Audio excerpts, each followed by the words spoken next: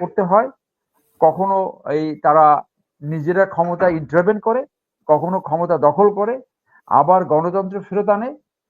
এবং বাংলাদেশের এই রাজনীতিতে কোনো না কোনোভাবে তাদেরকে টেনে আনা হয় ইন্টারভেন করার জন্য। কোনো সেনাবাহিনীর কৃষ্টি কালচার সম্বন্ধে কিছু জানে না, ইন্টারনাল যে নেগোসিয়েশন হয় সেগুলো জানে না, যে আজকে জাতি যে বিভক্ত হয়ে পড়েছে, সেই জাতি বিভক্তে একটা সংহতির জায়গাটা কোথায়? আমাদের রাজনীতিবিদরা আমাদের স্টেট আমাদের নাগরিকদের একটা অংশকে এটা শিখাতে পারেনি যে রাষ্ট্রীয় গুরুত্বপূর্ণ প্রতিষ্ঠান, সশস্ত্র বাহিনীর মতো গুরুত্বপূর্ণ গুরুত্বপূর্ণ প্রতিষ্ঠানের বিরুদ্ধে এইভাবে কথা বলা উচিত না। দেখুন, সেনাবাহিনী একটি রাষ্ট্রীয় গুরুত্বপূর্ণ প্রতিষ্ঠান যারা দেশের নিরাপত্তা সার্বভৌমত্ব রক্ষার্থে কাজ করে। তারা কোন উজবুক, কোন স্টুপিড কি কথা বললো সেইটা সবগুলো যদি রিয়াক্ট করে, তাহলে সেনাবাহিনীর অবস্থান থাকে না, বা সেনাবাহিনী এগুলা ইন্টারভেন করেও না। যে কোন একটা রাখাল ছেলে বা কোন একটা মানে অসভ্য ছেলে কি বললো, এইগুলা পাত্তা দেওয়ার তেমন একটা কারণ নাই। সেই ছেলের সাথে উনি আলাপ করলেন কেন? না, আলাপ করছে সেটা তার ম্যাগনামিনিটি, সেটা তার মহত্বতা। জেনারেল ওয়াকারের একটা গুণ আছে, সে গুণটা হলো যে উনি যতটুকু সম্ভব অ্যাকোমোডেট করতে চায়। মানে আমাদের মধ্যে এত ব্যস্ততার ভিতরে, আমি অন্য একটা আলোচনায় বলছিলাম যে আমি একটা ছোট মেসেজ পাঠাইছিলাম। আমাদের সাথে তো সেই দীর্ঘ সিন্স কমিশন, আমি 1988-এ তখন থেকে স্যারের সাথে আমাদের পরিচয়, এবং যারা এখন জেনারেল আছে অনেকের সাথে আমাদের অত্যন্ত ঘনিষ্ঠ সম্পর্ক, এবং প্রত্যেকের ভিতরের খবর জানি, যেহেতু আমি সেনাবাহিনীতে 20 বছর চাকরি করেছি। তো উনি অত্যন্ত কুল অ্যান্ড কাম একজন অফিসার, এবং very judicious and a practising Muslim. তো আমি একটা মেসেজ পাঠাতে উনি আমাকে সরাসরি ফোন দিয়েছে। তখন আমি একটা মিটিং এর ভিতরে আমি কথা বলতে পারি নাই, পরে আমি কথা বলেছি। অন্য একটা অকেশনে আমি ওনাকে কল করেছিলাম, তিনি রাত 12:15টার সময় সেটা কল ব্যাক করছে। আমি হয়তো 4-5 ঘন্টা আগে ফোন করেছিলাম, তখন আবার আমি ঘুমিয়ে গেছি, আমি ধরতে পারিনি। তো যেহেতু তারা আন্দোলনের সম্মুখ সারিতে ছিল, এই হাসনাত ছেলেটা এবং অন্য, তো তারা যেহেতু আগ্রহ প্রকাশ করছে, উনি হয়তো ওনার জায়গা থেকে ঠিক আছে কি বলতে চায় সেটা শুনি। তো এক জায়গায় বসলে সেই জায়গা তো অনেক আলোচনা হতে পারে, যে কোনো আলোচনা আসবে, এবং পলিটিক্যাল আলোচনাই আসবে। এইখানে বলা প্রয়োজন যে বাংলাদেশে 1900 এই 54 বছর মানে স্বাধীনতার 54 বছরে আমাদের দুর্বৃত্তায়িত রাজনীতি বারংবার দেশটাকে বিপদে ফেলেছে, জনগণকে বিপদে ফেলেছে, গণতন্ত্র নষ্ট করছে, সুশাসন নষ্ট করেছে, সার্বভৌমত্বের উপর হুমকি সৃষ্টি করেছে।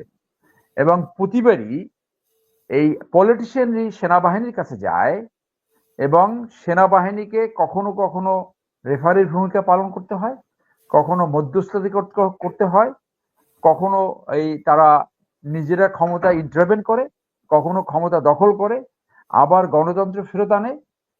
এবং বাংলাদেশের এই রাজনীতিতে কোনো না কোনোভাবে তাদেরকে টেনে আনা হয় ইন্টারভেন করার জন্য। এইখানে আপনাকে বলা প্রয়োজন যে পৃথিবীর সব দেশে উন্নত গণতন্ত্র থেকে নিম্ন গণতন্ত্র অথবা অটোক্রেসি, সেনাবাহিনীর ডাইরেক্ট অথবা ইনডাইরেক্ট একটা ভূমিকা থাকে রাজনীতির উপরে। যেমন আমি উদাহরণস্বরূপ বলি, ট্রাম্প যখন তাদের কংগ্রেস দখল করতে চেয়েছিল, তখন কিন্তু সেইখানে জয়েন্ট চিফ অফ স্টাফ বলেছিল যে we don't serve A টাইরান্ট, we don't serve A family, we don't serve a person. আমরা জনগণের স্বার্থ রক্ষা করি, এবং আমরা সংবিধানের আওতায় যে ওত নিয়েছি সেই ওত আমরা সুরক্ষা করি। সো ওইটাও তো সেই রাজনীতিতে এক ধরনের ইন্টারভেনশন, যে রাজনীতিতে সেনাবাহিনীকে জড়াতে চেয়েছিল, প্রতিষ্ঠানগুলো এইরকম স্ট্রেন দেন যে সেই প্রতিষ্ঠান রাজনীতি জড়ায় নাই। ইভেন ইন্ডিয়াতেও কোনো না কোনোভাবে ডাইরেক্ট অথবা ইনডাইরেক্টলি সেনাবাহিনী রাজনীতিকে কন্ট্রিবিউট করে অথবা আপনি নিয়ন্ত্রণ করে। তো ওখানে কি যে নির্বাচনটা সঠিক হয় ইন্ডিয়াতে, ঠিকভাবে ভোট কাউন্ট হয়, জনগণের এই যে ভোটাধিকার, সেই ভোটাধিকারের উপরে কোনো রাজনৈতিক দল ইন্টারভেন করে না বইলা সেনাবাহিনীর নীরব ভূমিকা পালন করে যে রাষ্ট্র ঠিকভাবে চলছে। বাংলাদেশের মতো থার্ড ওয়ার্ল্ড কান্ট্রিতে যেহেতু দুর্বৃত্তে তো রাজনীতিবিদরাই বারবার রাষ্ট্র ধ্বংস করতে চায়, লুটেরাতন্ত্র কায়েম করে, মাফিয়াতন্ত্র কায়েম করে, তারা আর্মির কাছে যায়। যখন আওয়ামী লীগ বিরোধী দলে ছিল তখন তারা সেনাবাহিনীর কাছে যেত। আবার গত 15 বছরে যারা বিরোধী দলে ছিল তারা সেনাবাহিনী চাইতো যে সেনাবাহিনী ইন্টারভেন করুক, সেনাবাহিনী দেশকে উদ্ধার করুক। সো ইন বাংলাদেশ পার্সপেক্টিভ, এটা বাংলাদেশের দুর্বৃত্তে তো রাজনীতি বারবার সেনাবাহিনীকে রাজনীতিতে টেনে এনেছে। This is the fact.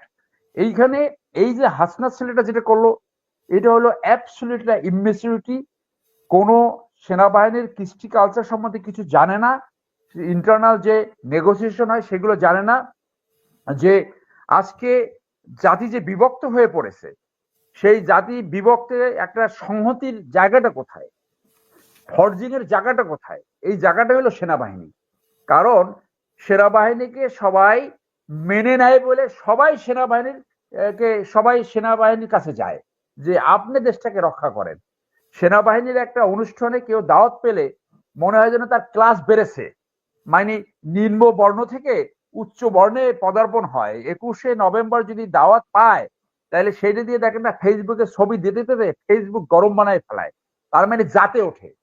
কিন্তু এই ছেলেটা যেহেতু ইমেচুরিটি আছে, এই জাতে ওঠার মতো জ্ঞানও এখন পর্যন্ত হয় নাই যে সেনাবাহিনী সবসময় জাতিকে একীভূত করার জন্য, জাতীয় সংহতি সৃষ্টি করার জন্য, ডিভিশনটাকে ব্রিজ করার জন্য একটা দায়িত্ব পালন করে, যে দায়িত্বটা পলিটিশিয়ানই তাদেরকে ডেকে আনে।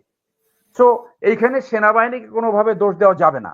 এখন আসি যে আমি আরেকজন এখানে ব্যারিস্টারের আরেকটা কথাও যে আসিফ মাহমুদ যেটা হ্যাঁ বলেছে সেটাও তো একই দিনের ঘটনা, আগে পরে কিছু ঘন্টা আগে পরে, যে ডক্টর ইউনূসকে সেটা মানতে হবে।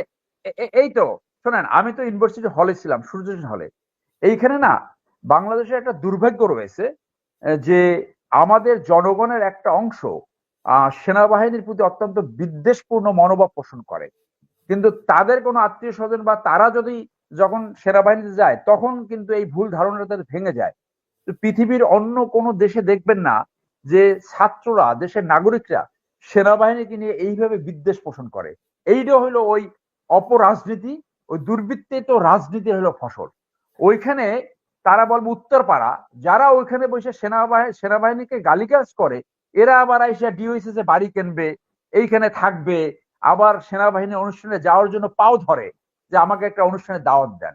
তো এটা হলো এই যে পলিটিক্যাল নিম্ন কালচার, নিম্ন সংস্কৃতি, এবং এই চাকর বাকর প্রকৃতির মানে অত্যন্ত নিম্ন মেন্টালিটি থেকে যখন একটা পলিটিক্যাল নেতৃত্বে আসে, তখন ওই বনেদি ওই যে সফিস্টিকেশন, ওই অ্যারিস্টোক্রেসি বুঝতে বুঝতে তার অনেক বয়স চলে যায়। তো সে ওই ওই দেখে আসছে ওইখানে যে 5 টাকার একটা নাস্তা খাওয়াইলে, 10 টাকার একটা নাস্তা খাওয়াইলে যে মতামত চেঞ্জ করে, এবং ওইখানে তো ফাও খাওয়ার একটা কালচার আছে। তো ওই ওই কালচার নিয়ে তারা আসে না, যার জন্য এবং আমাদের রাজনীতিবিদরা, আমাদের স্টেট, এই আমাদের নাগরিকদের একটা অংশকে এটা শিখাতে পারেনি যে রাষ্ট্রীয় গুরুত্বপূর্ণ প্রতিষ্ঠান, সশস্ত্র বাহিনীর মতো গুরুত্বপূর্ণ গুরুত্বপূর্ণ প্রতিষ্ঠানের বিরুদ্ধে এইভাবে কথা বলা উচিত নয়। যারা অন্যায় করেছে, যারা দুর্নীতি করেছে, যারা যারা ইন্ডিয়ান পারপাস করেছে, তার বিরুদ্ধে তো আমরা কথা বলছি। আমি নিজে তো অন্তত 10-12 জনের বিরুদ্ধে নালিশ করছি। শফিউদ্দিন, জেনারেল আকবর, 15th আরেকজন আমার নাম সরোয়ার, তারপরে এই যে মুজিব নামে, আমি তো এই 7 দিন আগেও তার দুর্নীতি। যে অন্যায় করেছে তার বিরুদ্ধে আপনি কথা বলেন। Why did you talk against a institution of a country? এটা তো রাষ্ট্রদ্রোহিতা, এটা এটা এটা এটা একটা ইনসাইটমেন্ট।